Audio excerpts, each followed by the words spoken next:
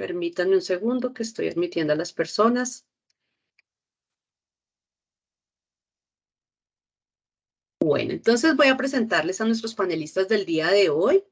Inicialmente voy a presentarles al doctor Michael Oyuela Vargas. Él es abogado, egresado de la Universidad Libre, estudiante de doctorado en Estado de Derecho y Gobernanza Global de la Universidad de Salamanca, magíster en Gobierno y Políticas Públicas de la Universidad Externado de Colombia y de la Escuela de Asuntos Públicos e Internacionales de la Universidad de Columbia, especialista en Derecho Disciplinario de la Universidad Externado y en Derecho Administrativo, Gerencia Pública y Control Fiscal del Colegio Mayor Nuestra Señora del Rosario.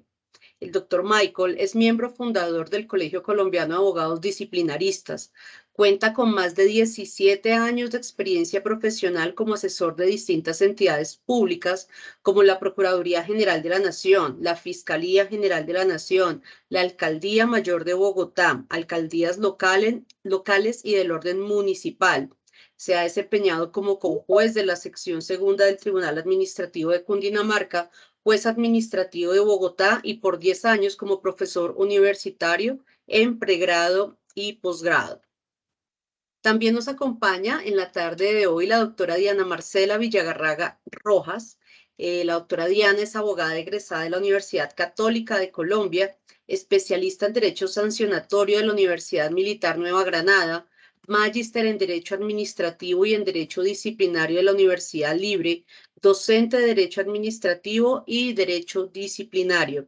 La doctora Diana es colegiada de número del Colegio Colombiano de Abogados Disciplinaristas. Se ha desempeñado en cargos como personera municipal, asesora en asuntos de derecho disciplinario, derecho administrativo sancionatorio, representación judicial y contratación estatal en diferentes autoridades del orden nacional y departamental. En la actualidad, la doctora Villarraga se desempeña en el cargo de consultora del Programa de Naciones Unidas para el Desarrollo. Doctor Michael, doctora Diana, muy buenas tardes, los escuchamos, el escenario es todo suyo. Muy buenas tardes, doctora. Muchas gracias por esta presentación. Agradecida con el Colegio Colombiano de Abogados Disciplinaristas por permitirnos compartir con ustedes estos espacios académicos. Esta es la cuarta tarde académica que se adelanta por dirección del Colegio Colombiano de Abogados Disciplinaristas. El día de hoy, pues en primera medida, darle también agradecimiento a las personas que nos están escuchando el día de hoy y al doctor Michael para que por favor nos colabore con la presentación y de esta manera dar inicio a la actividad del día de hoy que está relacionada con el pronunciamiento emitido por la Sala de Consulta y Servicio Civil del Consejo de Estado con relación a un conflicto de competencia negativo presentado entre diferentes autoridades para ejercer o adelantar un proceso disciplinario contra una servidora pública de la Superintendencia de Industria y Comercio. Gracias. Okay, muy buenas tardes para todos, doctora Libby, a todos los colegiados, a todos los que nos están acompañando el día de hoy. Agradecido con la invitación el día de hoy para compartir con la doctora Diana estas jornadas interesantes que ha establecido el colegio, estas tardes académicas, cuyo objetivo, por supuesto, es la disertación académica de distintos temas para todo el público y para todos los que somos amantes del derecho disciplinario. ¿Me confirman si ven la presentación en este momento, por favor? Sí, señor, ya se ve la presentación. Muy bien, permítanme. Entonces, por favor, doctora Diana. Gracias, doctor Michael, muy amable. Como les había comentado inicialmente, el día de hoy vamos a hablar sobre un conflicto negativo de competencia sobre el cual se pronunció la Sala de Consulta y Servicio Civil del Consejo de Estado bajo el radicado 2022-055.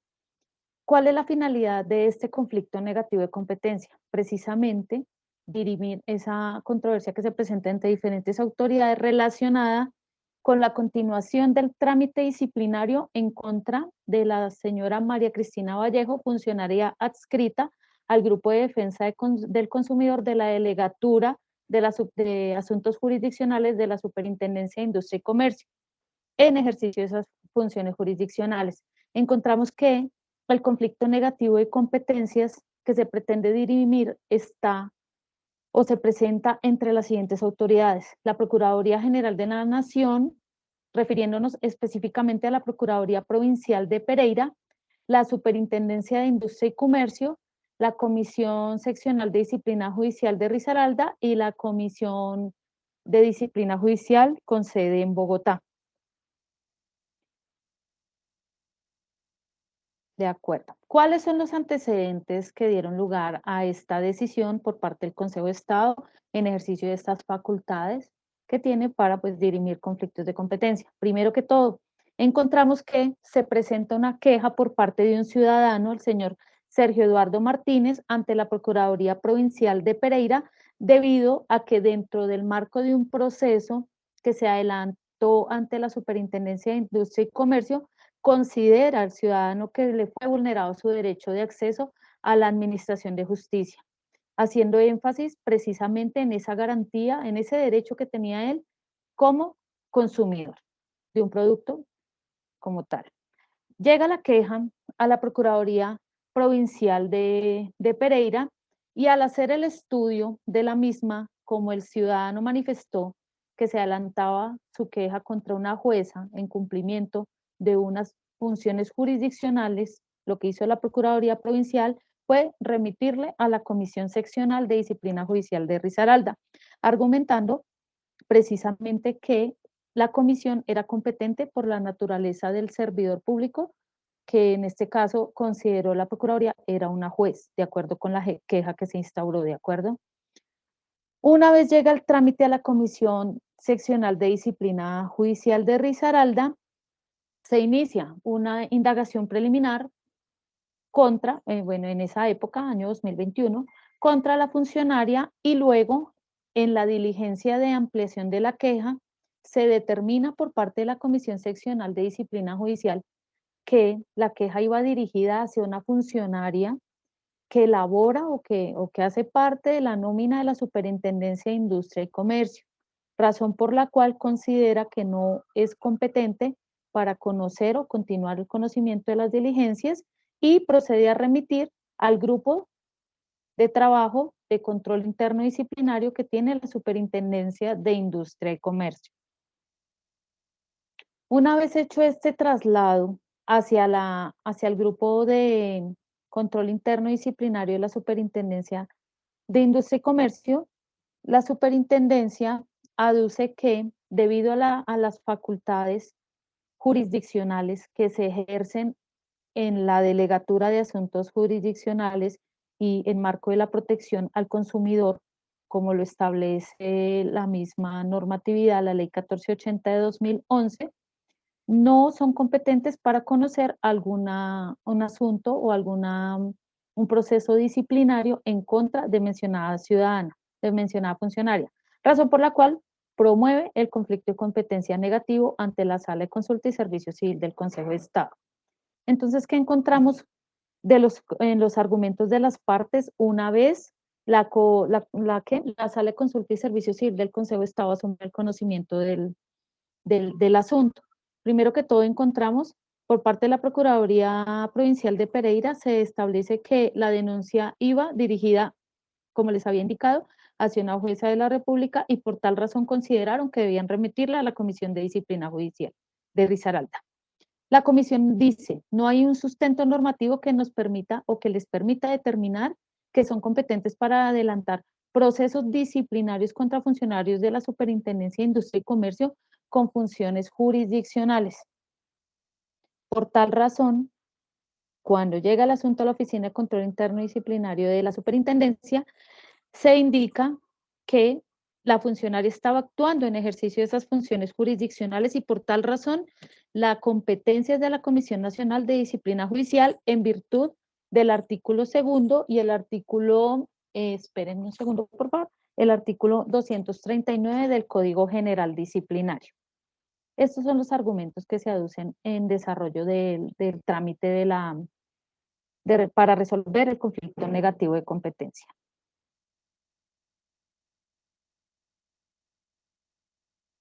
encontramos entonces que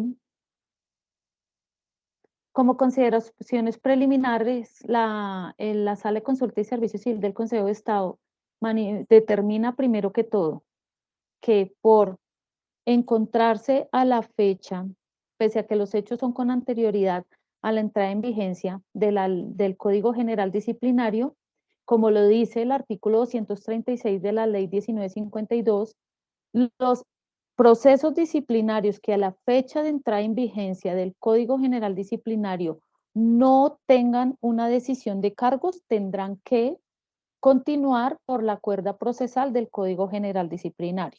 Los que tengan para la fecha una decisión de cargos continuarán con la ritualidad de la Ley 734 de 2002. Esa fue la primera consideración preliminar.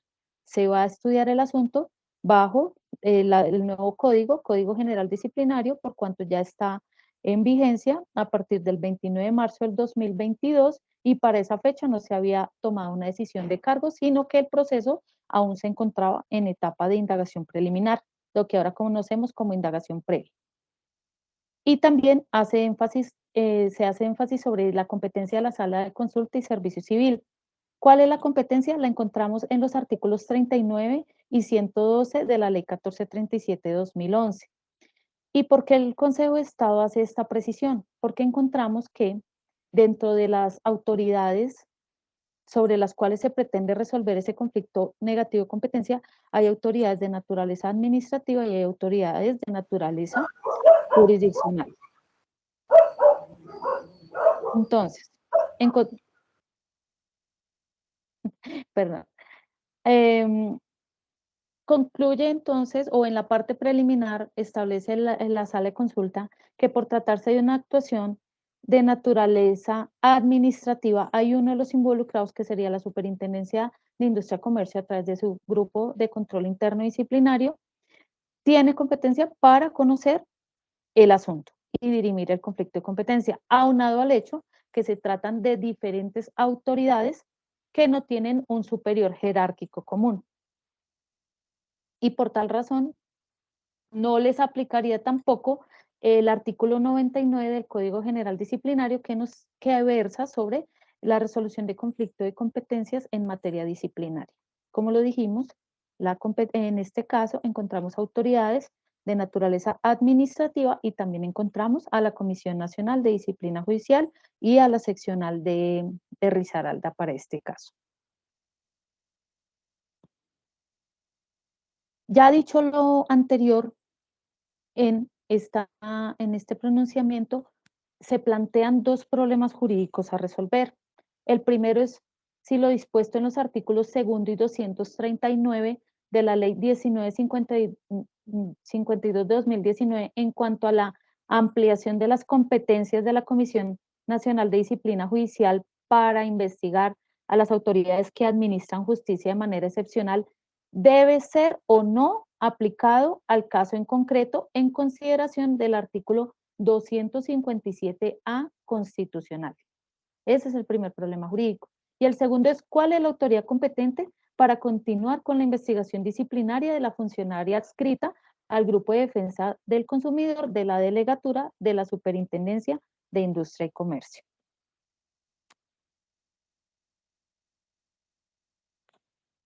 Muy bien.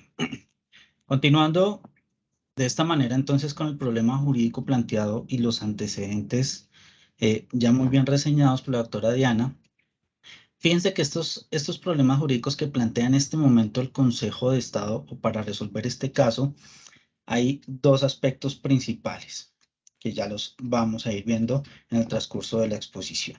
Uno, que es lo dispuesto en los artículos 2 y 239. Fíjense que aquí van a hacer se resalta un aspecto que es una aplicación a un caso concreto. Ya vamos a ver el por qué resaltamos esta circunstancia y, por supuesto, pues el núcleo de este pronunciamiento por parte del Consejo de Estado es finalmente quién es la autoridad competente para continuar con la investigación disciplinaria cuando se trata de estos funcionarios que ejercen este tipo de funciones jurisdiccionales y que, como muy bien también la Constitución lo estableció, administran justicia.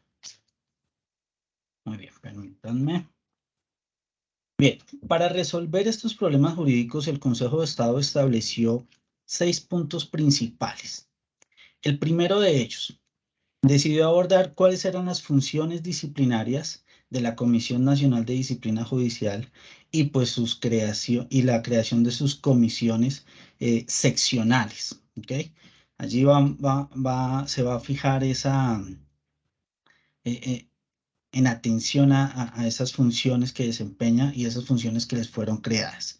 Para ello, por supuesto, indudablemente tendremos que mirar y se revisa el acto legislativo 02 del 2015. Recordemos claramente que a través de este acto legislativo 02, pues se creó el Consejo de Gobierno Judicial y la gerencia de la rama. Asimismo, quiso adoptar un nuevo modelo de disciplina de la rama judicial. Y en ese nuevo modelo de disciplina de la rama judicial, precisamente, está la creación entonces de la Comisión Nacional de Disciplina Judicial, que como todos sabemos, pues estaba llamada a reemplazar la Sala Jurisdiccional Disciplinaria del Consejo Superior de la Judicatura. Si bien es cierto, a través de la sentencia C-285 del 2016, se declararon inexequibles varios artículos de este acto legislativo. A través de la sentencia C-373 de 2016 y 112 del 2017, se mantuvo en vigencia el artículo 19 de este acto legislativo, o se declaró exequible, mejor. Se declaró exequible el artículo 19 de este acto legislativo. Este artículo 19, finalmente, se incorporó a la Constitución Política a través del artículo 257A de esta disposición, de esta norma constitucional. Aquí, pues, tal vez nos sobra mencionar que los argumentos de la demanda, en particular contra ese artículo 19, iban mucho más enfocados a su parágrafo transitorio y era el que hacía referencia a la continuidad de los magistrados del Consejo Superior de la Judicatura. Recordaremos mucho esas situaciones y esas polémicas y esas diversas opiniones que se generaron en su momento ante la continuidad de estos magistrados en su momento, que superaron pues su periodo constitucional establecido para ello como magistrados de alta corte.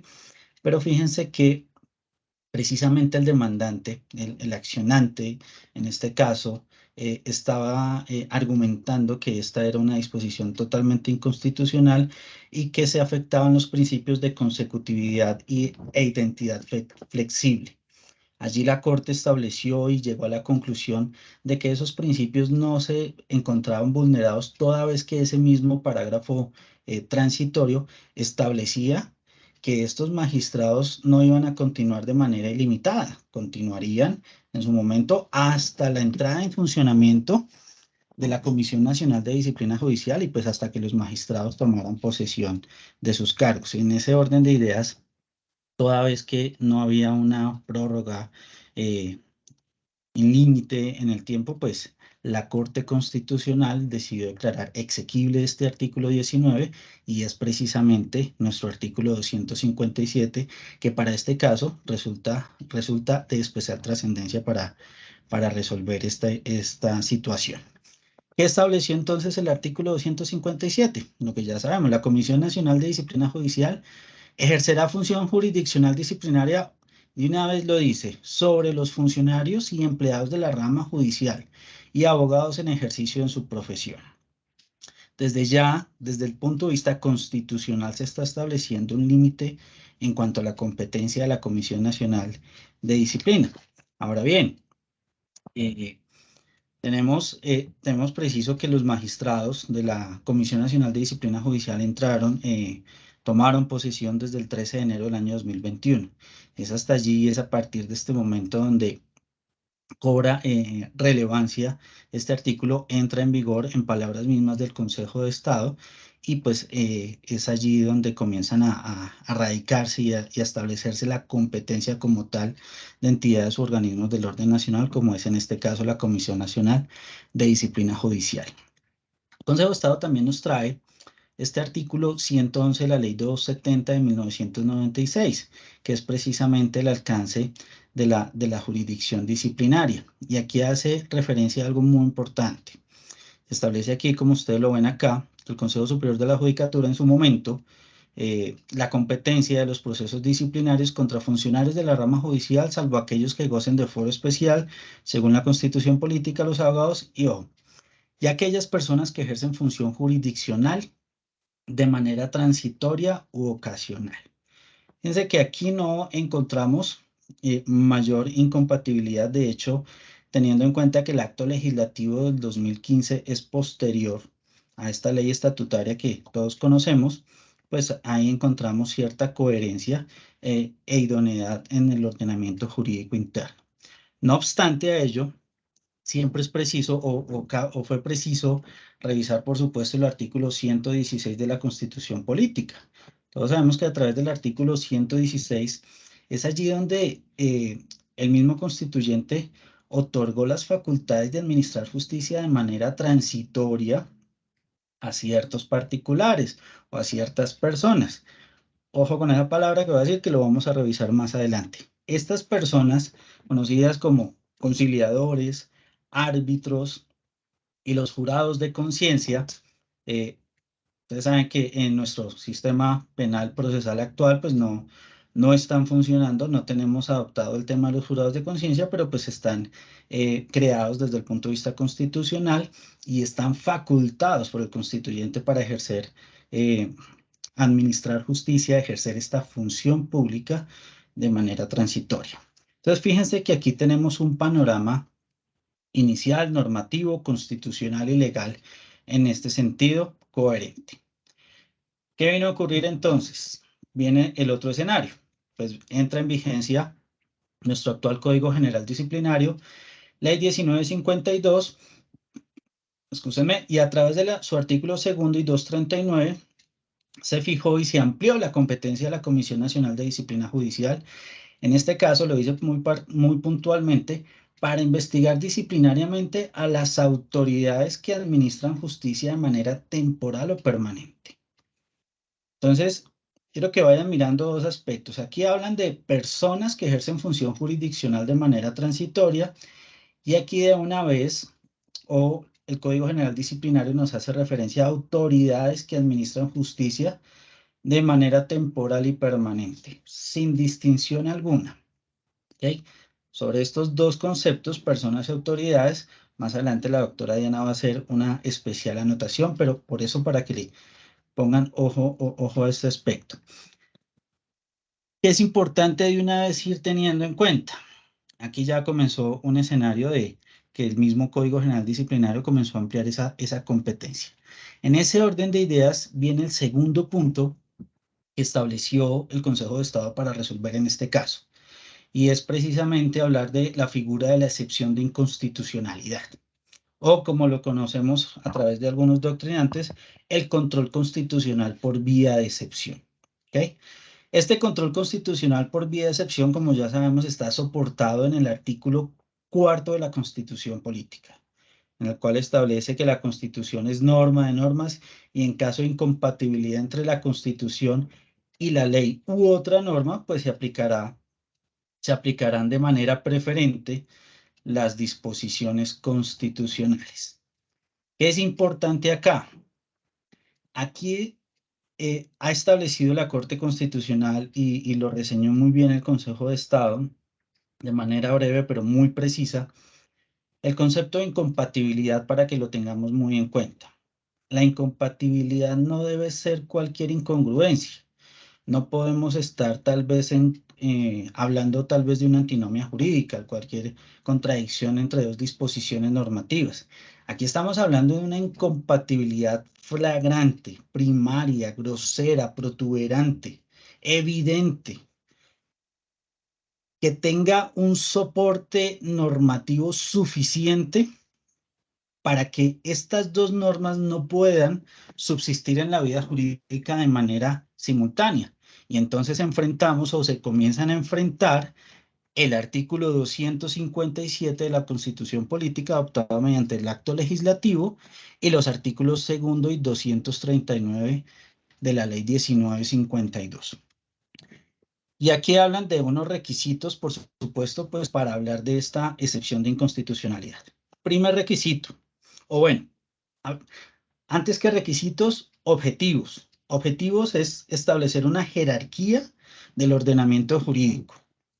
Segundo objetivo, mantener una coherencia interna desde el punto de vista jurídico, por supuesto. Hablamos nuestra famosa pirámide que propone la doctrina kelseniana, la Constitución, la ley, los actos administrativos, por supuesto su bloque de constitucionalidad y los análisis de convencionalidad que ya hemos, que conocemos. Y, por supuesto, que este conjunto normativo cumpla su funcionalidad. Asimismo, como la Constitución establece una serie de principios, la ley, cuyo objetivo es desarrollar los principios constitucionales y los actos administrativos, reglamentar esas disposiciones legales. Precisamente, la Corte nos ha dicho, aquí hay que hacer un enfrentamiento, una contraprestación entre estas dos normativas y esa incompatibilidad tiene que ser evidente, ¿vale? Entonces, tenemos esos principales dos objetivos: jerarquía del ordenamiento jurídico y coherencia interna. Ahora sí, ¿qué requisitos deberíamos encontrar para hablar de esta excepción de inconstitucionalidad para este caso y, por supuesto, para cualquier otro escenario? El primero, que puede ser argumentada por cualquier autoridad judicial y, ojo, también cualquier autoridad administrativa, ¿vale? Todavía hay algunas autoridades administrativas que tal vez prefieren, por desconocimiento o por cierto temor en algunas ocasiones, dejar este tipo de consideraciones a las autoridades judiciales. Mira este caso que terminó llegando hasta el Consejo de Estado en un conflicto negativo de competencias. Pero ha dicho la Corte Constitucional, ante una incompatibilidad flagrante, ojo, se convierte en un deber del funcionario público. Puede estar también en riesgo nuestra responsabilidad jurídica en este caso. No es si yo quiero, se convierte en un deber. Régimen de deberes de nuestro Código Disciplinario. Se convierte en un deber del funcionario administrativo alegarla. ¿Ok? Claro, esa alegación y esa justificación pues debe ser muy bien soportada, por supuesto. No, ustedes saben muy bien, estimados colegas, que pues para apartarnos de una disposición legal y en este caso, como es una excepción de inconstitucionalidad, pues debe tener una carga argumentativa robusta. No quiere decir que sea un tema gigantesco, pero sí pertinente y conducente. Lo que quiero hacer énfasis en este caso es que esto se convierte en un deber, tanto para autoridades judiciales como para autoridades administrativas. No es un tema opcional. El segundo requisito. Aquí estamos hablando que la excepción de inconstitucionalidad también puede ser a petición de parte o de oficio. Entonces, perfectamente, en el ejercicio de nuestro litigio podemos realizar esas peticiones. Evidentemente, y sobra decirlo, que esas peticiones deben ir con base en los principios de celeridad y de lealtad procesal. No es hacer este tipo de peticiones con el objetivo de hacer dilaciones, como tristemente todavía se ven en algunos despachos. Y, por supuesto, que también el funcionario está en el deber, vuelvo y hago énfasis, excúsenme, en que si encuentra esta incompatibilidad, pues puede declararla de oficio, ¿ok? Tercer requisito, se aplica solo para un caso en particular. Es decir, que el control de excepción el control de inconstitucionalidad por vía de excepción tiene efectos subjetivos o interpartes. ¿Qué significa ello? En este caso solo aplica para este caso. ¿Qué preguntas? ¿Puedo aplicarlo en nuestros casos? Claro, puedo aplicarlo en nuestros casos, pero no como un tema de extensión y no como un tema de analogía. Puedo aplicarlo en cada caso en particular. Por eso se habla de un control de inconstitucionalidad por vía de excepción en un caso particular y concreto. Eso se realiza pues para también mantener el orden jurídico interno. Aquí no estamos hablando de efectos intercomunis o erga omnes, no estamos hablando nada de eso, son efectos propios de las sentencias de la Corte Constitucional. Simplemente quiero hacer esa aclaración en ese aspecto, que por supuesto podemos hacer este control de constitucionalidad en cualquier otro caso, pero cada caso debe tener su carga argumentativa distinta. Puede ser que no estemos en las mismas situaciones fácticas. Bien, entonces, fíjense que analizados esta figura que evidentemente nos afecta o afectó en este caso la competencia disciplinaria de autoridades disciplinarias, finalmente el Consejo de Estado llegó a una conclusión, que en este caso la Comisión Nacional de Disciplina Judicial recibió su competencia directamente de la Constitución, ¿ok? En ningún momento del acto legislativo, en ninguna parte del acto legislativo, ni siquiera en su espíritu, se contempló o se otorgó facultades adicionales al Congreso para que a través del Código General Disciplinario modificara las funciones o la competencia que la misma Constitución le otorgó a la Comisión Nacional de Disciplina Judicial. ¿Okay? La misma Corte ha reconocido que el legislador, el Congreso de la República, goza de cierta autonomía, por supuesto, como constituyente derivado, pero esa autonomía que es con base en los principios que la misma Constitución le da. ¿Okay?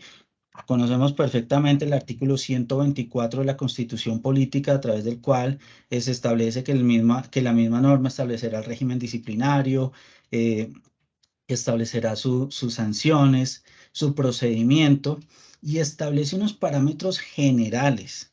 Y la misma Corte Constitucional, sentencia 284 del 2016, ha establecido que esa autonomía que tiene el constituyente derivado, pues es general, pero no es absoluta. Puede complementar los aspectos generales que le da la Constitución, pero no los puede modificar. Fíjense que, y aquí encontramos, y aquí comienzan a cimentar ese concepto de incompatibilidad. Puede complementar esos aspectos generales, pero bajo ninguna circunstancia puede modificarlos. Entonces, aquí se concluye en este punto de excepción que la Constitución le atribuyó directamente a la competencia de la Comisión Nacional de Disciplina Judicial para investigar funcionarios y empleados de la rama judicial.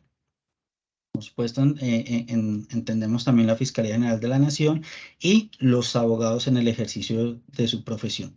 Y segunda conclusión, que en ningún momento se otorgó facultades al Congreso de la República para ampliar la competencia de la Comisión Nacional de Disciplina Judicial.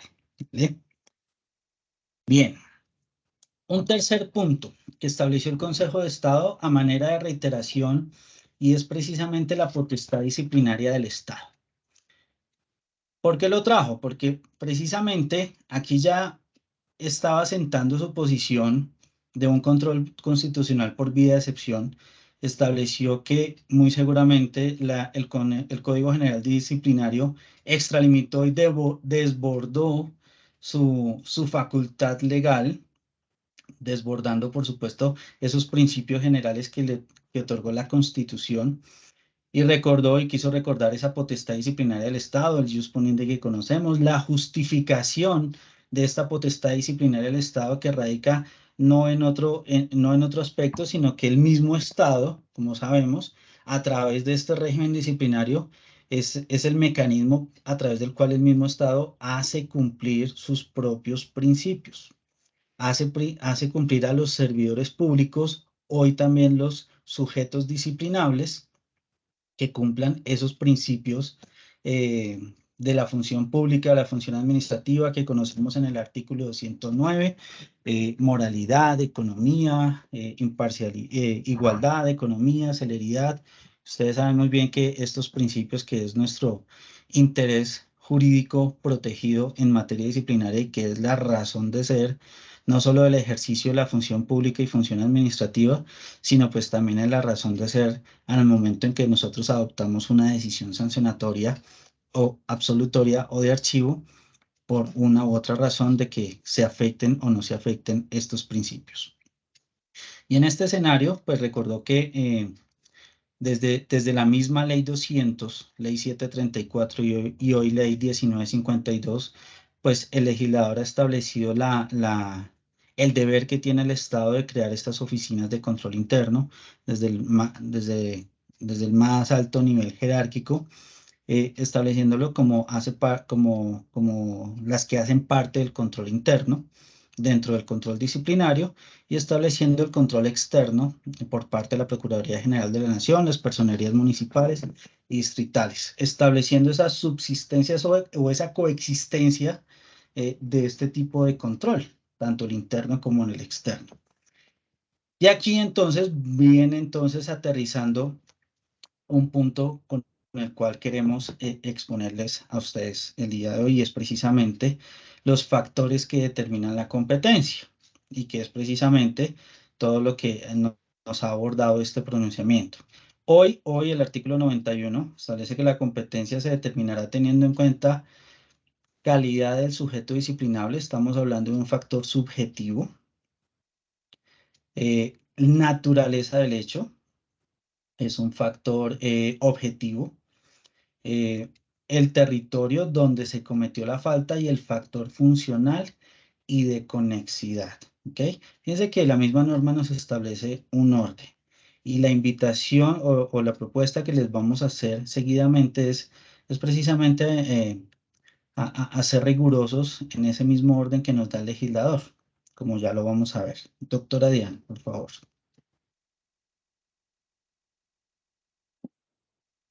Gracias. Continuando con las consideraciones, encontramos como cuarto presupuesto la función disciplinaria de la Superintendencia de Industria y Comercio. Previo a anunciarle estos actos administrativos que se observan en la presentación, quisiera hacer énfasis en el artículo 24 del Código General del Proceso, que versa sobre el ejercicio de funciones jurisdiccionales por autoridades administrativas. Y desde ese artículo 24 del Código General del Proceso encontramos el numeral primero, que nos dice que la Superintendencia de Industria y Comercio tiene esas facultades jurisdiccionales en dos aspectos. Uno, relacionado con violación a los derechos de consumidores establecidos en el Estatuto del Consumidor, y como segundo, la violación de normas relativas a la competencia desleal. Dentro de ese mismo artículo 24 del Código General del Proceso, en el parágrafo tercero, encontramos que las autoridades administrativas investidas de esta facultad jurisdiccional deben tramitar los procesos a través de las mismas vías procesales que están establecidas en la ley para los jueces. Tengamos presente ese punto. Y también que las providencias que profieran dichas autoridades administrativas para el caso en concreto, Superintendencia de Industria y Comercio, dentro de esos dos procesos que les acabo de enunciar, estas decisiones se denominan sentencias y no son impugnables ante la jurisdicción de lo contencioso administrativo. Eso lo encontramos en el Código de Procedimiento Administrativo y de lo Contencioso Administrativo, en el artículo 105, numeral segundo, donde nos habla de las excepciones para conocer asuntos en la jurisdicción de lo contencioso administrativo.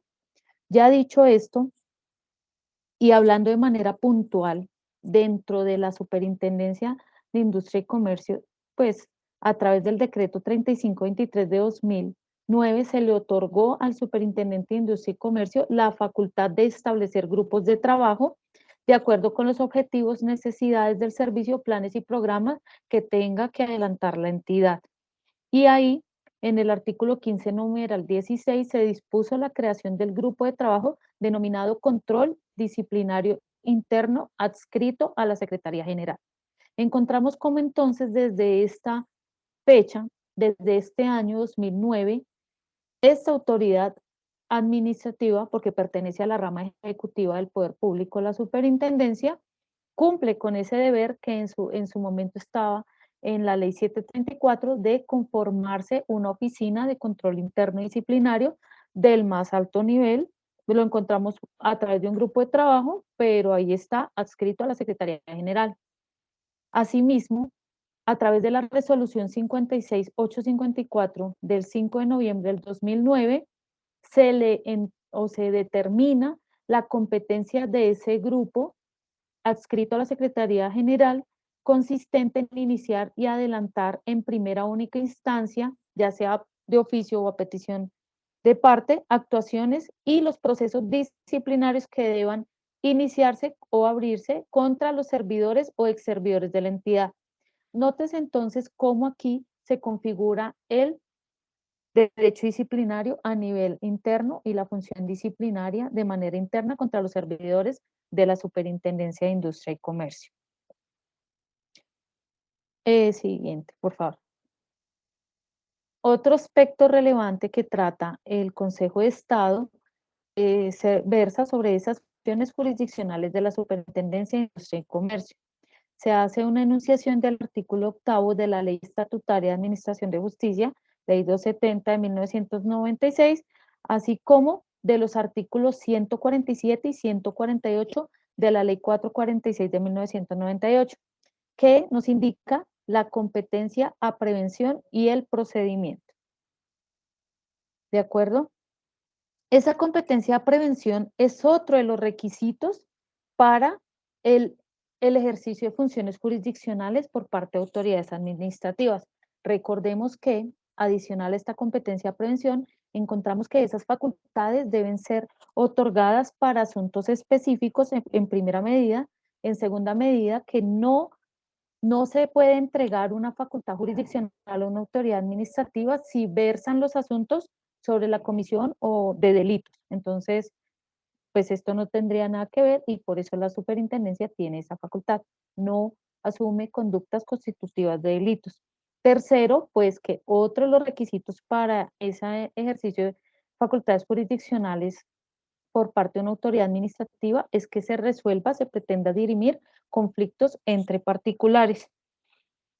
La competencia a prevención quiere decir que no se excluye la competencia del juez y que, como les había dicho ahorita con el artículo 24 del Código General del Proceso, estos procesos se adelantan con las mismas ritualidades de un proceso en marco del Código General del Proceso y las decisiones adoptadas por esta delegatura son denominadas sentencias. De igual manera, encontramos en este artículo, en los artículos ya mencionados, más el 148, cuál es el procedimiento que deben utilizar las superintendencias en los trámites que pues, se refieren a esa competencia a prevención. Primero que todo, se debe tener conocimiento sobre la parte primera del libro primero, título primero del código, en esa época denominado Código Contencioso Administrativo, ahora conocido o como se denomina Código de Procedimiento Administrativo y de lo Contencioso Administrativo, haciendo énfasis en el ejercicio del derecho de petición. Y las demás normas, pues acogiéndonos al código en la actualidad, Código General del Proceso, lo que tiene que ver con el proceso verbal sumario. Y los actos que se dicten en la superintendencia no dan lugar a que se haga uso de algún recurso ante autoridades judiciales. Las decisiones que adoptan estas autoridades hacen tránsito a cosa juzgada. Por tal razón, el Código de Procedimiento Administrativo nos dice, excepción de asuntos a conocerse por parte de la jurisdicción de lo contencioso administrativo, y encontramos las decisiones adoptadas por las autoridades administrativas en el ejercicio de funciones jurisdiccionales. Ahora bien, ya hecho este recorrido desde los fundamentos constitucionales legales, tanto de la competencia de la Comisión Nacional de Disciplina Judicial y de la Superintendencia de Industria y Comercio, así como del artículo 157A de la Constitución Política, que pues lo introdujo el acto legislativo 02/2015, encontramos que el Consejo de Estado concluye lo siguiente. Primero, que las comisiones seccionales de disciplina judicial ejercen funciones disciplinarias sobre funcionarios y empleados de la rama judicial, así como contra o en ejercicio de esa potestad, contra abogados en ejercicio de la profesión. Nótese cómo aquí nos dice, solo les hablo de funcionarios y empleados de la rama y los abogados.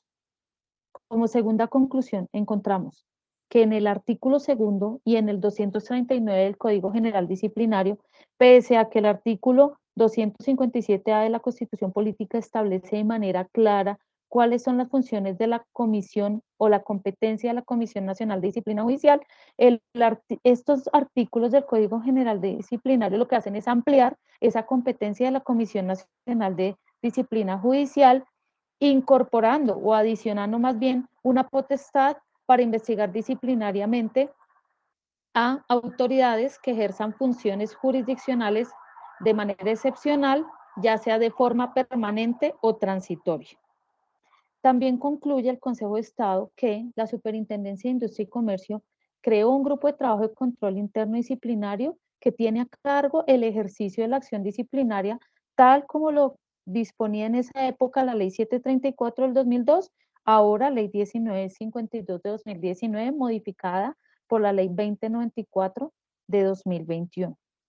Por tal razón es que encontrando, como lo decía el doctor Michael ahorita, encontrando esta disyuntiva entre la disposición de naturaleza constitucional con el Código General Disciplinario, que la Sala de Consulta y Servicio Civil decide adoptar o inaplicar el Código General Disciplinario por excepción de inconstitucionalidad, toda vez que la Constitución Política no le otorgó al Congreso de la República la facultad de ampliarle a la Comisión Nacional de Disciplina Judicial la competencia para investigar disciplinariamente.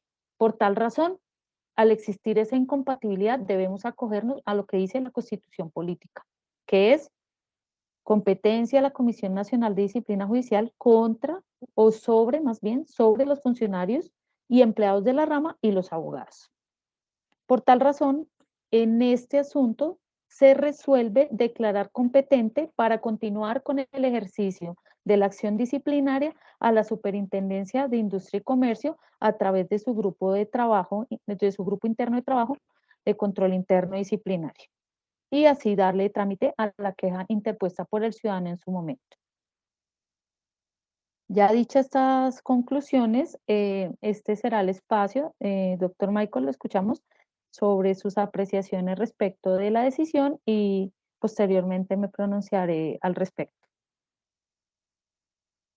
Muchas gracias, doctora Diana. Bien, efectivamente, miren, ahí, por supuesto, pues pudimos conocer este escenario, este conflicto negativo de competencias. Finalmente, el Consejo de Estado adoptó aplicar en este caso la excepción de inconstitucionalidad, toda vez que el Código General del Proceso pues riñe directamente con la Constitución. Por supuesto que llegamos a la conclusión de estar de acuerdo en esta posición. Por supuesto que no amerita reparo alguno. Por supuesto que está debidamente justificada.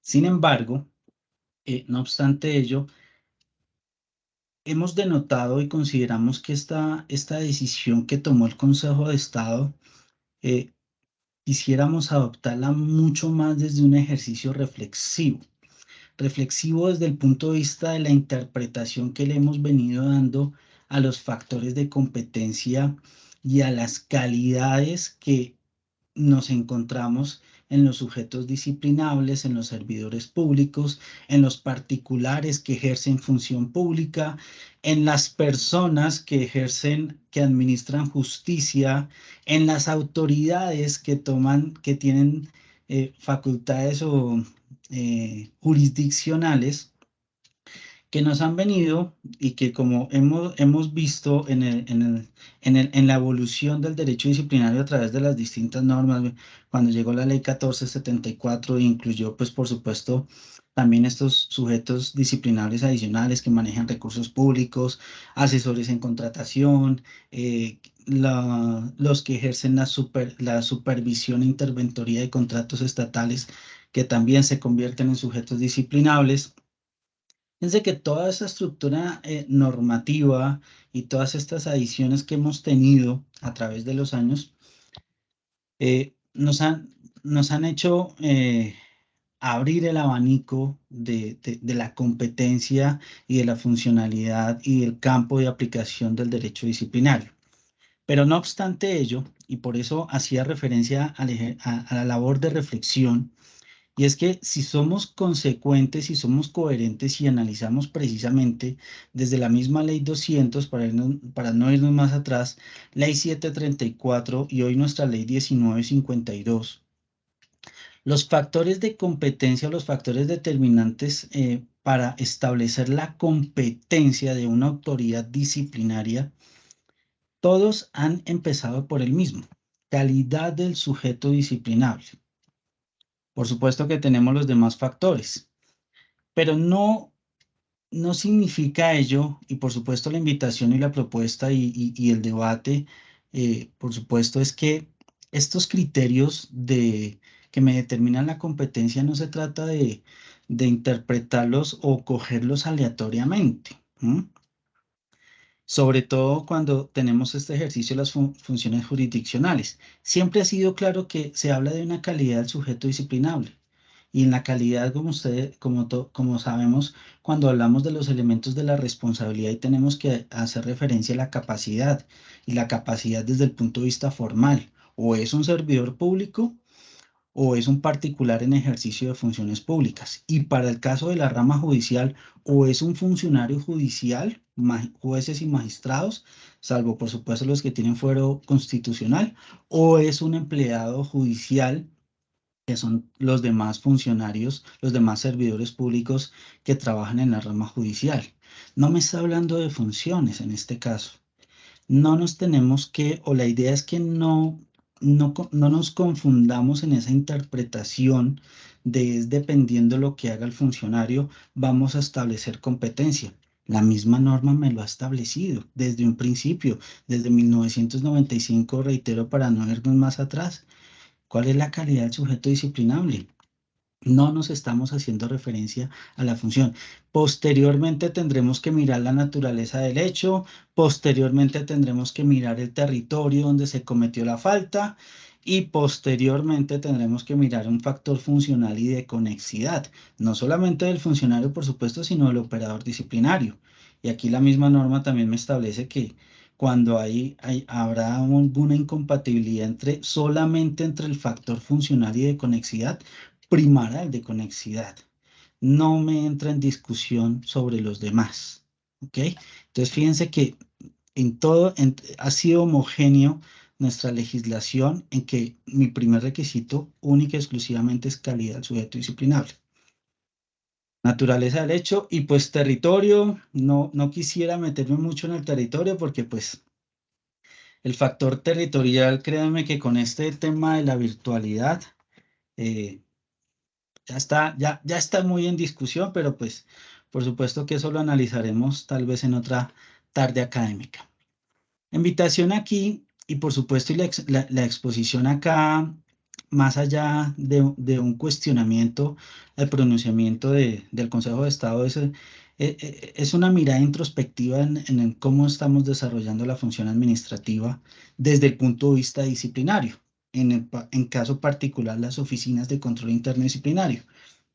Por eso les decía en su momento, cuando estábamos hablando del control por vía de excepción, corresponde también a las autoridades administrativas. Y cuando digo corresponde, y en palabras de la Corte Constitucional en reiterados pronunciamientos, se convierte en un deber. En un deber. Y pues, como sabemos por ahí, si yo incumplo algún deber, pues estoy también incumpliendo una norma y puedo estar también incurriendo en una eventual responsabilidad disciplinaria. Y aquí quisiéramos exponerles, por supuesto, esas diferencias entre la calidad del sujeto disciplinable, que hoy para este caso está exclusivamente entre funcionarios empleados de la rama judicial y Fiscalía General de la Nación, y otra cosa es las funciones jurisdiccionales eventuales que ejerce esos sujetos disciplinables. Y cuando hablamos de funciones jurisdiccionales, fíjense que estamos hablando de funciones excepcionales o funciones transitorias. Pero, excúseme, me devuelvo. Aquí la funcionalidad, pues, es posterior. Volvemos nuevamente, calidad del sujeto disciplinable.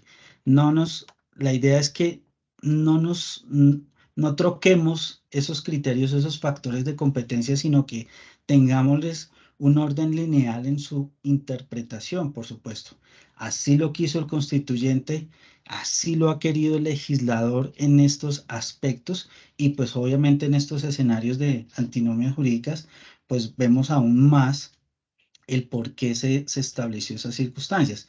Imagínense, por supuesto, las consecuencias de la Comisión de Disciplina Judicial, donde finalmente todos los funcionarios, todos los servidores públicos, hablemos en términos del 121 y siguientes de la Constitución Política, todos los servidores públicos y sus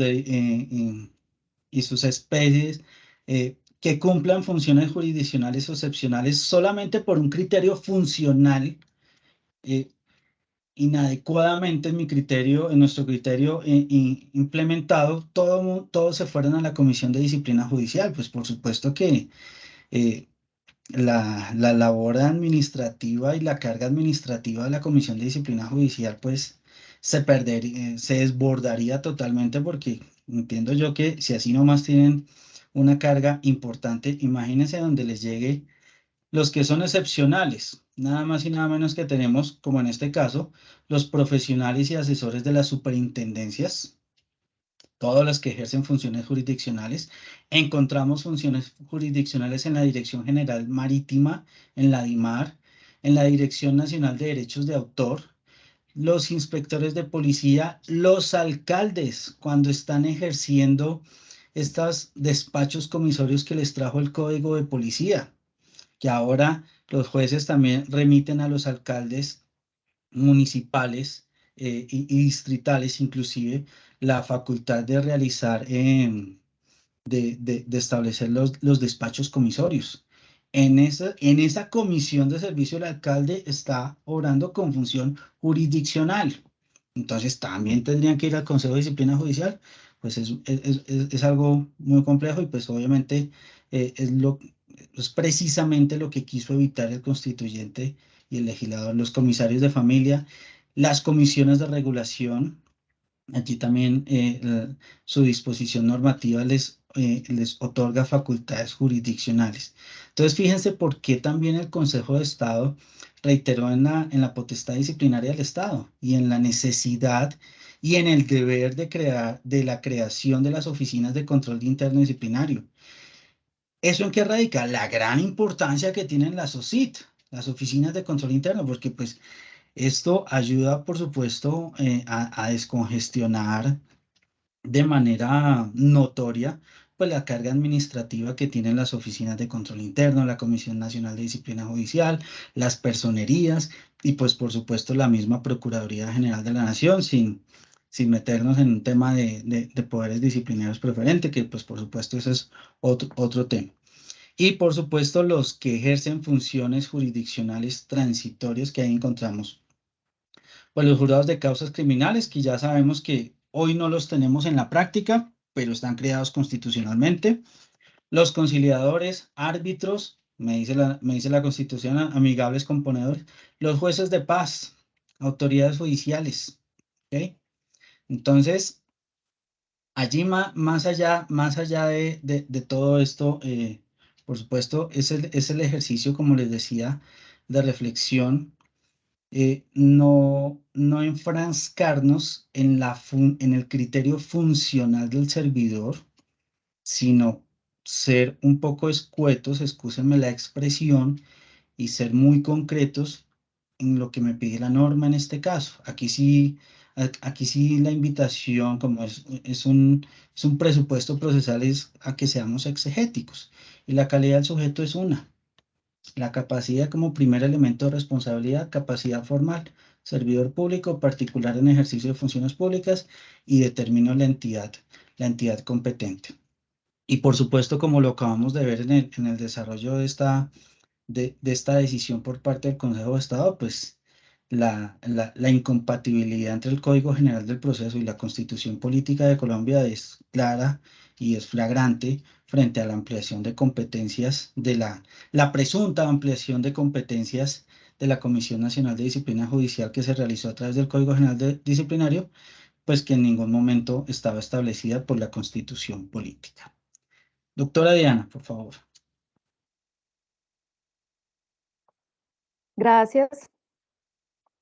Espero que me escuchen bien. Bueno, ya Fuerte se y claro. expuso, muchísimas gracias. Ya se expuso la decisión, los fundamentos de esta, y el doctor Michael nos hace una apreciación respecto de la decisión, ¿cierto? Ahora quisiera hablarles de la posición que tengo al respecto. En primera medida, vemos estos dos artículos, 116 y 257A de la Constitución Política. Encontramos desde el artículo 116 que excepcionalmente la ley podrá atribuir función jurisdiccional en materias precisas a determinadas autoridades administrativas. Como les enunciaba anteriormente, esta entrega de esta función o esta atribución de funciones jurisdiccionales en materia precisa, pues primero que todo no se puede otorgar para juzgar delitos y esta debe ser para asuntos específicos y para conflictos, solo conflictos en particulares, que las ritualidades del procedimiento son las que nos establece la parte primera del Código de Procedimiento Administrativo y de lo Contencioso Administrativo, así como el Código General del Proceso. Cuando vamos al artículo 257A, encontramos que la Comisión Nacional de Disciplina Judicial, tal como lo manifiesta de manera acertada el Consejo de Estado en su pronunciamiento, a través de la Sala de Consulta y Servicio Civil, efectivamente, tiene la competencia para adelantar investigaciones contra funcionarios y empleados de la rama judicial, así como contra los abogados. En este escenario, entonces, encontramos de manera clara la competencia de la Comisión Nacional de Disciplina Judicial. Y en este sentido, concuerdo con el doctor Michael en que la decisión del Consejo de Estado es acertada. No obstante, pienso o considero sumamente relevante plantear una serie de reflexiones sobre la finalidad constitucional y legal de atribución de funciones jurisdiccionales a autoridades administrativas, para de esta manera determinar esa competencia o cómo considero que debería establecerse esa competencia para investigar y sancionar disciplinariamente a los funcionarios o autoridades investidas de esa potestad jurisdiccional en cumplimiento pues de los presupuestos legales y constitucionales que ya hemos venido enunciando, que están contenidos tanto en la Ley Estatutaria de Administración de Justicia como en el Código General Disciplinario, el Código General del Proceso, perdónenme, así como pues en el Acto Legislativo 02 de 2015, ¿sí? En este caso vamos a hablar de manera puntual sobre la Superintendencia de Industria y Comercio. Nótese entonces que el término, primero que todo, cuando el doctor Michael decía, tengan presente el término personas, es porque una de las observaciones o reflexiones que yo pretendo hacer en este escenario académico es la siguiente. El artículo 111 de la Ley Estatutaria de Administración de Justicia 270 de 1996 guarda coherencia con el espíritu de la atribución de facultades jurisdiccionales a autoridades administrativas. ¿Por qué? Porque el artículo 11 nos hablaba de los funcionarios de la rama, nos habla de los abogados, pero también nos habla de las personas que ejercen función jurisdiccional de manera transitoria u ocasional. El término persona lo entiende el Consejo de Estado, en este caso, para efectos de esa función de manera transitoria u ocasional y considera que no debe emplearse al término autoridades. En este caso yo considero que se está haciendo una interpretación extremadamente exegética de la norma. ¿Por qué? Primero porque cuando hablamos de personas, y lo digo yo de pronto en este escenario académico, cuando hablamos de personas, y si nos vamos allá al Código Civil, encontramos que persona existen dos tipos de personas, persona natural y persona jurídica. Finalmente, ¿cómo en nuestro ordenamiento jurídico a qué autoridades se les da esa potestad jurisdiccional? Obviamente en cumplimiento de unos requisitos previos, pues son unas autoridades que en su mayoría son personas jurídicas en nuestro ordenamiento jurídico, partiendo de ahí. Por tal razón, me parece que la interpretación no es adecuada cuando el Consejo de Estado manifiesta que el término persona se refiere a los que decía, por ejemplo, el doctor Michael, conciliadores, jueces de paz, y no a autoridades administrativas, como para este caso lo de la Superintendencia de Industria y Comercio. Vuelvo y digo, si bien es acertada la decisión de inaplicar por excepción de inconstitucionalidad constitucionalidad, la reflexión mía va es a lo siguiente. Primero, a que el término personas de la ley estatutaria de administración de justicia debe entenderse para las tanto personas que se les da esa investidura de administrar justicia de manera transitoria, como también para las autoridades que tienen esa misma potestad en virtud de la ley, ya que, como lo vimos, las funciones jurisdiccionales se pueden otorgar en virtud de esas mismas normas. ¿Y qué se busca? ¿O cuál es el espíritu de esta situación, tanto de la administración de justicia, de la concepción de la rama judicial, así como de la entrega o de la facultad de esa potestad jurisdiccional a las autoridades administrativas? Precisamente lo que se busca o el espíritu de estas disposiciones es precisamente salvaguardar el ejercicio de la administración de justicia. Entonces, ¿qué encontramos? Encontramos en primera medida que las facultades otorgadas a la Superintendencia de Industria y Comercio cumplen con todos los requisitos del Código General del Proceso, así como del artículo 13 de la Ley 270 del 96. ¿Qué quiere decir esto? Primero, pues que la competencia se asigna para asuntos específicos, que no se adelanta por conductas constitutivas de delitos, que se otorga esa competencia para resolver conflictos entre particulares y que mencionada facultad es a prevención. ¿De acuerdo? Esta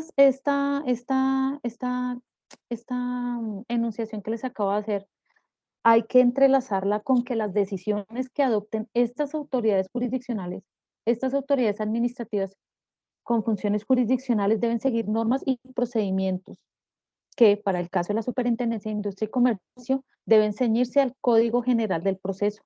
Y las decisiones no son impugnables ante la jurisdicción de lo contencioso administrativo, como lo dice el artículo 105 del CEPAC. Pero también encontramos en segunda medida cuál es la razón de ser del derecho disciplinario, como una de las manifestaciones de la potestad sancionadora del Estado o de la potestad punitiva del Estado. Precisamente consiste en salvaguardar la buena marcha de la función pública. ¿Por qué? Porque a través de esta se garantizan los fines esenciales del Estado. Hecho la primera y segunda apreciación, en tercera medida encontramos que desde la misma Constitución Política se ha establecido de manera precisa la necesidad de crear un órgano autónomo que discipline a funcionarios y empleados de la rama judicial. ¿Pero con qué finalidad? Precisamente con esa finalidad de mejorar el servicio público de la justicia. ¿Por qué? Porque a través de las decisiones de naturaleza jurisdiccional es que se garantiza el acceso a la justicia y el debido proceso. ¿A través de qué? De un sistema especializado. ¿Qué quiere decir esto? Que precisamente esa es la razón de ser de que exista una autoridad autónoma como lo es la Comisión Nacional de Disciplina Judicial. Pero no dejemos de lado que la administración de justicia no solo se ejerce por la rama, ya lo vimos de la rama judicial, ya lo vimos que autoridades administrativas, es decir, que pertenecen, como lo es la Superintendencia de Industria y Comercio, a la rama ejecutiva del poder público, se le ha entregado una función jurisdiccional que tiene que acogerse o apegarse a los términos del Código General del Proceso. Cuando ustedes entran a la página de la Superintendencia de Industria y Comercio y se ponen a verificar los procesos que se adelantan por la Delegatura de Asuntos Jurisdiccionales, van a encontrar que, primero, cumplen, debe ser a través de una demanda. Es una autoridad administrativa, pero se está ejerciendo o se está presentando una demanda. ¿Qué quiere decir? También que debe cumplir unas ritualidades, como le hemos dicho, proceso verbal sumario, Código General del Proceso. Cuando ustedes miran la decisión que se adopta por parte de la Superintendencia de Industria y Comercio, encuentran en la parte preliminar a la parte resolutiva una apreciación o un pronunciamiento que es muy importante para la conclusión que quiero darles. Y es que dice, administrando justicia en nombre de la República de Colombia y por autoridad de la ley. Miren cómo la Superintendencia de Industria y Comercio, con su procedimiento y con todo lo que la ley, las normas que hemos explicado previamente, adicional, está emitiendo sentencias. Está emitiendo sentencias, pese a que es una autoridad administrativa, en virtud de esa facultad jurisdiccional. Por tal razón, considero, a manera de reflexión, que más allá de que la Superintendencia de Industria y Comercio y los funcionarios que hacen parte de esa delegatura, estamos hablando solo de funcionarios que ejercen funciones jurisdiccionales dentro de la Superintendencia de Industria y Comercio, más allá de que la Superintendencia haga parte de la rama ejecutiva del Poder Público, las decisiones que adopta su delegatura para la defensa de los derechos del consumidor y que se adoptan a través de los servidores públicos, que si bien hacen parte de esa autoridad de naturaleza administrativa, cumplen con todos los presupuestos para determinar que se está administrando justicia y que se está cumpliendo una función de naturaleza jurisdiccional. Por tal razón considero que en este escenario debería ser replanteada la competencia de la Comisión Nacional de Disciplina Judicial para conocer estos asuntos de estos servidores que a través de esa potestad jurisdiccional que se les ha entregado están prácticamente administrando justicia en virtud de unas disposiciones constitucionales y legales que encontramos previamente y que están obviamente de manera clara y están perfectamente establecidas. Por tal razón, les puedo decir que mi apreciación es la siguiente. ¿Por qué no ha de tenerse en cuenta el artículo 111 de la Ley Estatutaria 270.996, viéndolo no desde el factor orgánico? Soy de la superintendencia, hago parte de la rama ejecutiva, me tiene que investigar la Oficina de Control Interno Disciplinario, en su efecto la Procuraduría General de la Nación, y no más bien desde un factor funcional para estos servidores que están investidos de una potestad jurisdiccional, pese a que son autoridades administrativas, y por ende debería ser el factor funcional el que determinara esa competencia, y por tal razón debería ejercerla la Comisión Nacional de Disciplina Judicial. Esa es la reflexión y la conclusión que quería presentarles a ustedes. Muchísimas gracias. Muchísimas gracias a ustedes, doctora Diana, doctor Michael. Excelente, como siempre, y no se puede esperar menos de dos personas con las calidades profesionales de ustedes. Muchísimas gracias. Es un tema muy interesante y lo que más me gusta es que hayan posiciones diferentes. Eso creo que es el objeto de estas tardes académicas. Me inclino más por una posición que por la otra, con el debido respeto de los dos. Ya les cuento por qué. Por ahora creo que es importante atender las preguntas que en este momento nos están formulando a través del chat. Inicialmente, el doctor John Jairo Correa Vela, colegiado también, realiza una pregunta para el doctor Michael. Dice, teniendo en cuenta los artículos 228 de la Constitución, establece que el funcionario de carácter administrativo discipline funciones propias de la rama judicial, así sean estas atribuidas de manera excepcional, en contravía del artículo 8.1 de la Convención Americana sobre Derechos Humanos y el artículo 29 de la Constitución, teniendo en cuenta que de acuerdo a la sentencia C328 de 2015, la Corte indica juez natural, tiene una finalidad más sustancial que formal en razón a que su campo de protección, permítame que al parecer acá está reiterándola, o no sé el doctor John Jairo si se encuentra conectado y quisiera hacerle la pregunta al doctor Michael, o no sé, doctor Michael, si de pronto la comprendió. No. Doctora, ya se la complemento. Gracias, doctor. Muchas gracias. Súper. En primera medida, quiero agradecerles por esa exposición tan puntual, una exposición que de verdad le abre a uno el campo de acción y de comprensión sobre un tema tan álgido y que desprende como tantas posiciones como la hemos visto en esta exposición. Muchas gracias, de verdad, doctores. Excelente la exposición. Es una pregunta que me nace a razón de algunos puntos que se trataron dentro de la exposición, y es que teniendo en cuenta que el artículo 228 de la exposición de la Constitución Política nos establece lo que es la rama judicial dentro de nuestro Estado republicano.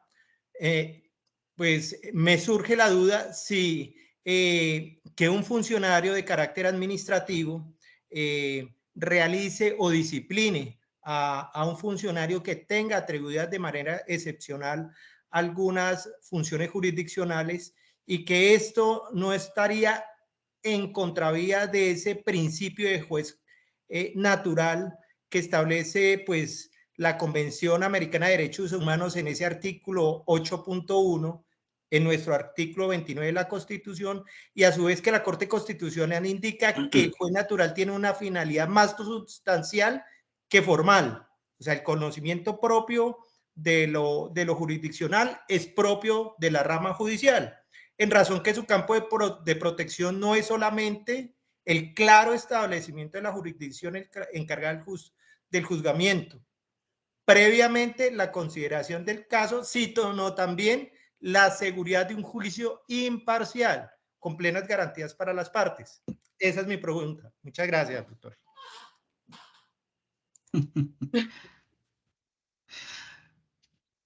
¿Me toca? Sí, doctor. Pues, Muy bien, muy bien.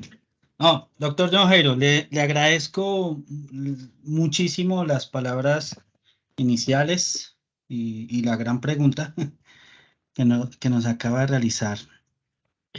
Por supuesto que para nosotros siempre será grato compartir estos espacios. De hecho, el colegio los creó precisamente para eso, para que llegáramos no solamente los que medianamente conocemos algo de esto, sino los que no, los que conocen demasiado, han estado grandes personajes acá ayudándonos a eso. Y por supuesto que esperamos continuar. Muy bien, dicho eso, mira que pregunta es muy importante desde varios puntos de vista. El primero, por supuesto que si nosotros vamos a revisar el aspecto convencional en cuanto a la competencia y el juez natural, pues vamos a tener algunas observaciones que realizar en ese aspecto. ¿Quién debería y quién no debería? La misma disposición tú lo acabas de establecer. Ese juez natural debe primar ese escenario sobre lo sustancial. ¿Okay? Si tú me preguntas a mí, o por lo menos mi apreciación personal en ese aspecto, el hecho de que un funcionario administrativo investigue un funcionario que tenga competencia jurisdiccional, inicialmente considero que inicialmente no habría ninguna irregularidad en ese aspecto.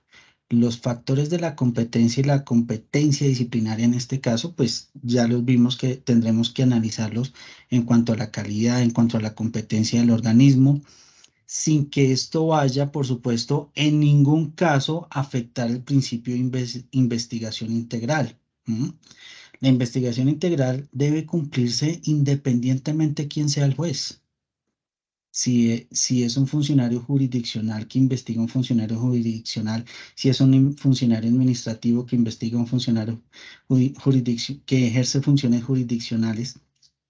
Por supuesto que habrá que mirar cada caso en concreto, pero tampoco podemos, como decía, como lo referenciábamos ahorita en la decisión, la misma Corte decía, no podemos afectarle el ordenamiento jurídico interno. Tenemos una organización. Debemos tratar de cumplirla, por supuesto, que ese cumplimiento no implique la vulneración de normas convencionales, y que yo soy partidario total y lo hemos expuesto en otros escenarios de la inconvencionalidad de algunas normas que tenemos por ahí. Y pues no podemos ser ajenos a eso. La misma normatividad lo ha establecido. Pero ante eso, sí quisiera puntualizar y resaltar ese principio de la investigación integral que debe respetarse en todo momento.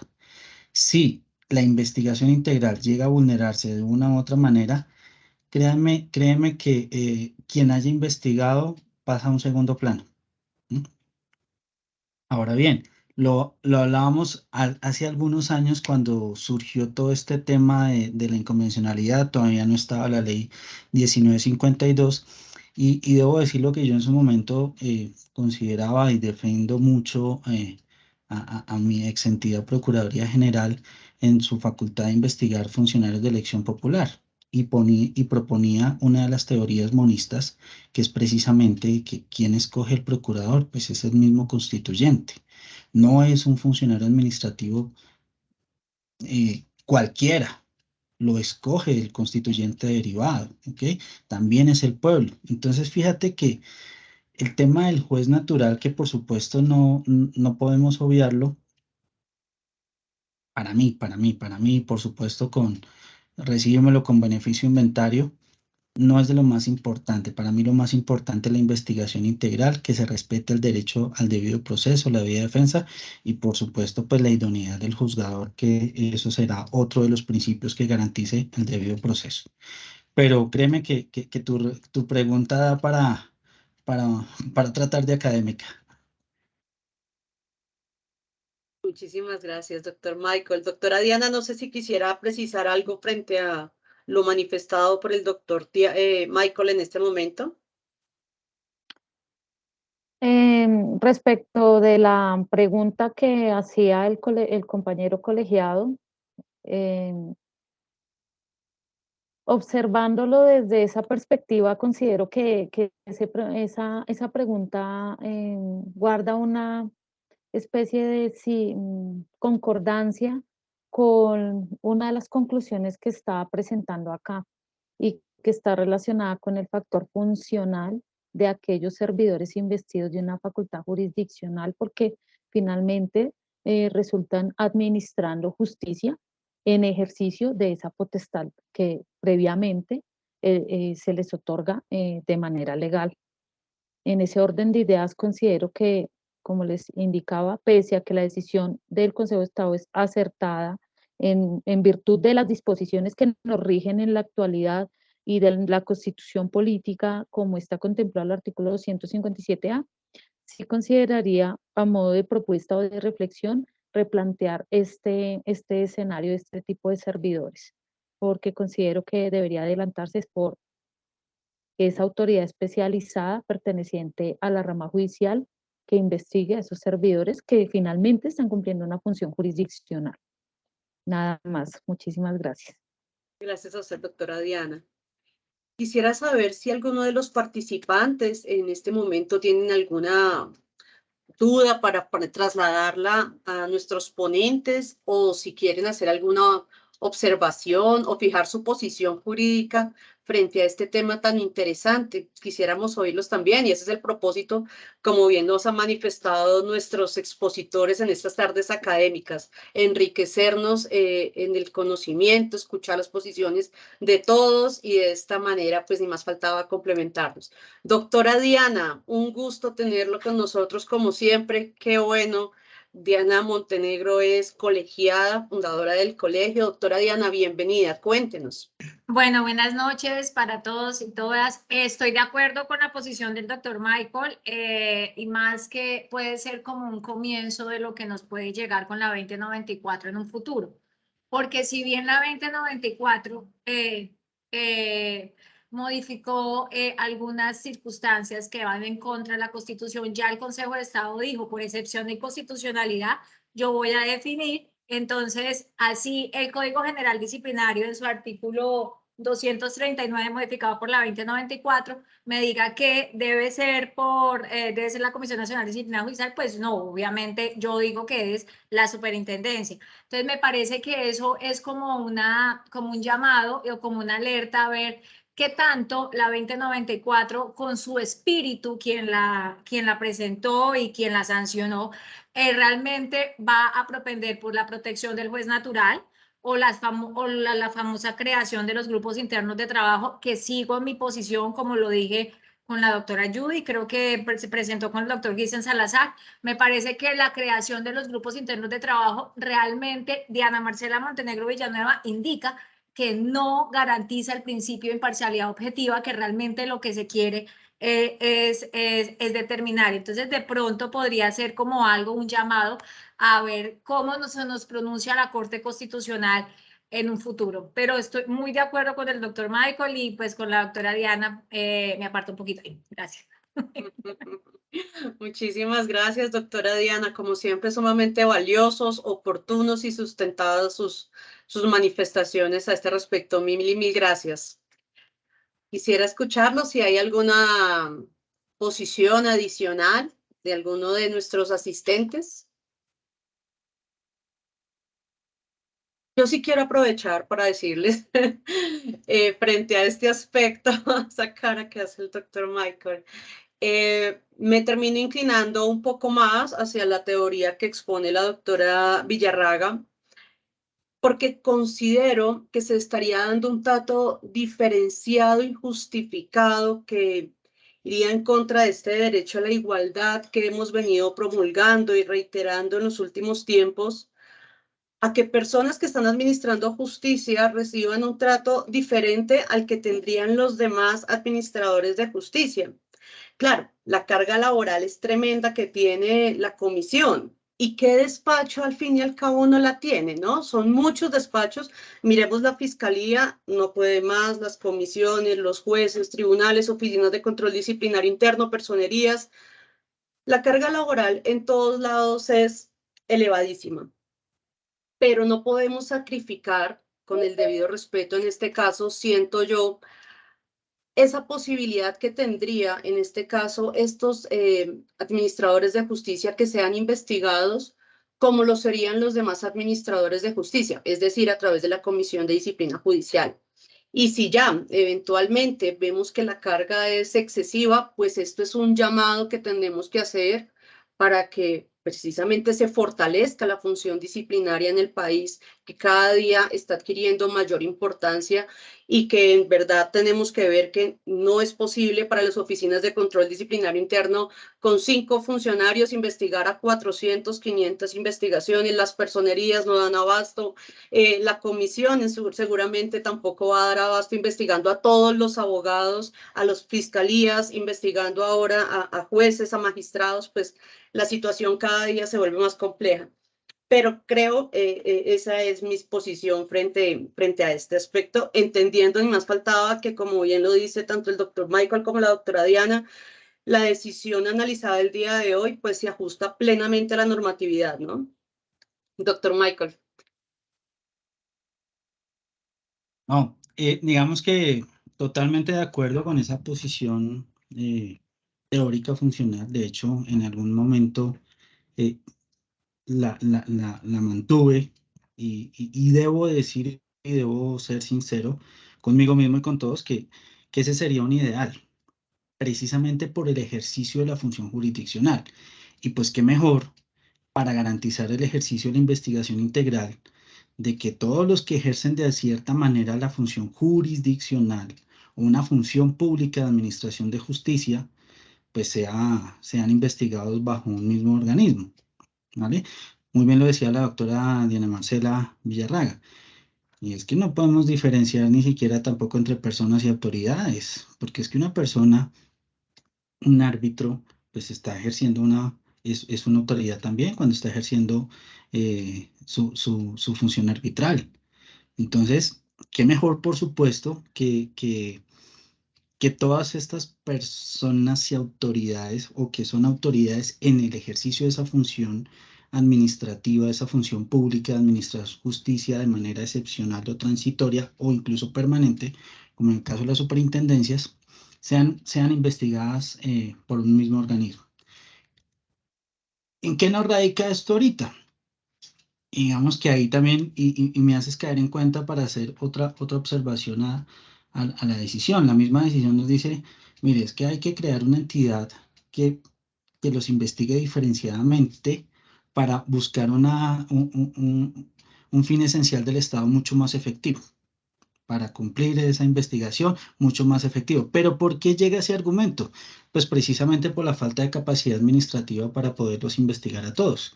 Y eso nos lleva a un problema de política pública institucional, más que jurídico. Jurídicamente creo que podemos estar de acuerdo y estaría de acuerdo, y estoy de acuerdo, mejor dicho, con ustedes, pero entonces ya vemos cómo la política pública, cómo la falta de política pública para poder robustecer las entidades del Estado hacen que entidades y altas cortes recurran a estos argumentos de decir, no, pues vamos a desconcentrar nuestras funciones y creemos a estas entidades para que tengamos una investigación mucho más eficiente. Claro, por supuesto, y no estamos desconociendo las calidades ni las funciones ni la loable labor que hemos visto de esta nueva Comisión de Disciplina Judicial, pero pues evidentemente estamos ante una falencia de orden institucional y de política pública para este caso. Doctor Michael, mil y mil gracias, muchas gracias. Doctora Diana, no sé si quiere agregar algo más frente a esta maravillosa tarde académica.